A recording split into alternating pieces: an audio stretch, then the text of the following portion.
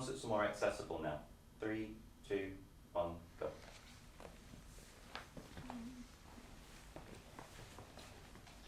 Right, so accessible for me is, can people with limited mobility get in? Yeah. And I think probably venues are great. more accessible. Venues are far more accessible, but in my personal experience, I would go strongly agree. But in a recent concert I went to, there was a queue that wrapped around the building for standing tickets that cut off the entrance for accessibility entrance. I think also accessibility is in terms of who can like access it to begin with, and I think the affordability of it sort of comes into play sometimes. So that's my reasoning for not being strongly agree.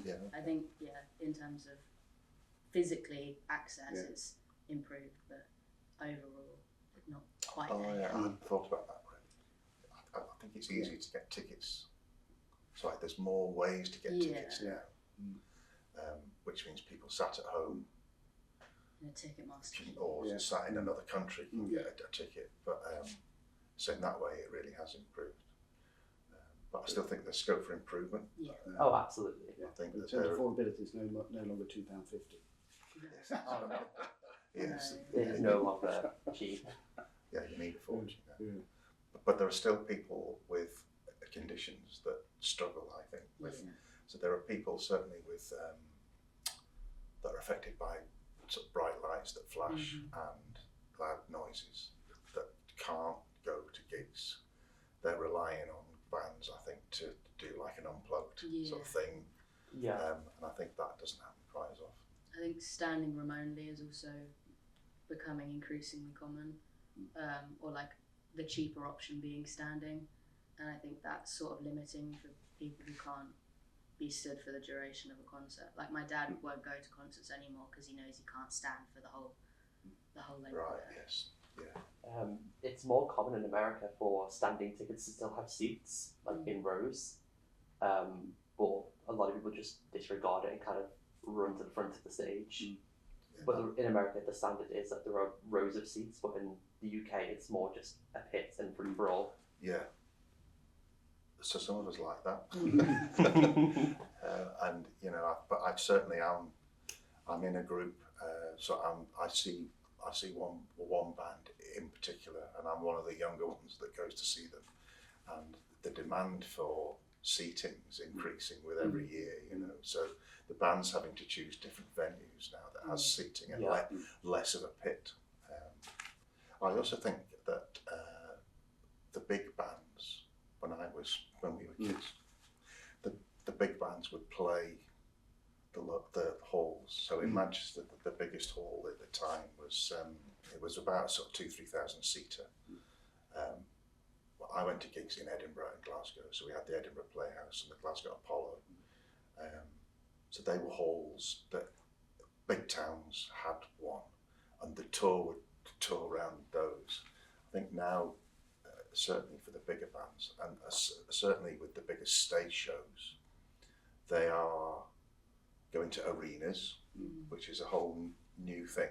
And that's because they're playing sort of 4 nights at one arena instead of 4 nights in separate towns. It starts getting expensive. If you want to go, it's very expensive to go there, but it usually means you've got to travel and you've got to pay for accommodation and your food, and then you've got to get home. So a concert can become inaccessible just because it's far away and people don't have that kind of money to get there and back. I went to see a concert in Wembley Stadium last year, and because obviously that's quite far away from here, and there wasn't a concert that was going to be nearby, I had to travel quite far away. But obviously the concert's only one night. I couldn't get accommodation quite last minute for it, so I had to stay overnight in Victoria Coach Station, which was a task. But it does make it far less accessible for people who would want to go to that kind of concert.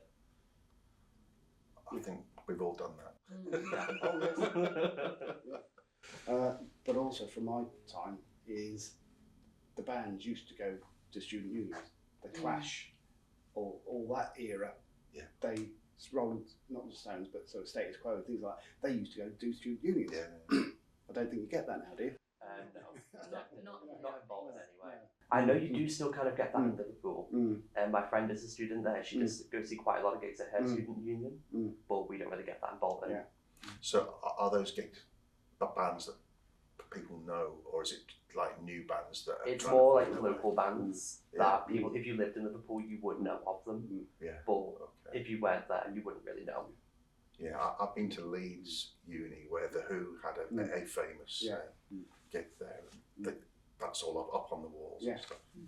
But yeah, I think so. They are more accessible in terms of it's easy to get tickets, and they're more accessible in terms of disabled access. But in other ways, they've become less accessible because of distance and cost, and that's an interesting perspective, isn't it? It's an interesting point. It's interesting to see how everything's just kind of flipped. Yeah.